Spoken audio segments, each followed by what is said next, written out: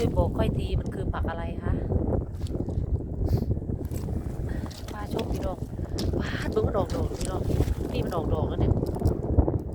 ต้นใหญ่มากดูยอดดอนๆเลยอ่ะมันน่าจะใช่ผักโขมนะเพื่อน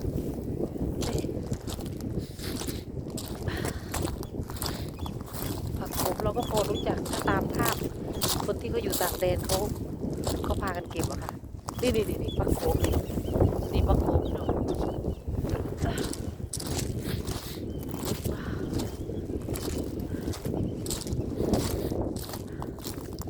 แต่ผักอันนั้นอะมันเยอะกว่ามันคือผักอะไรอะดูนะคะผักโขมนี่พี่น้องนี่ผักโขมจ้ะผักโขมฝรั่งแต่ผักอันเนี้ยค่อยไม่รู้จักมันคือผักอะไรคะ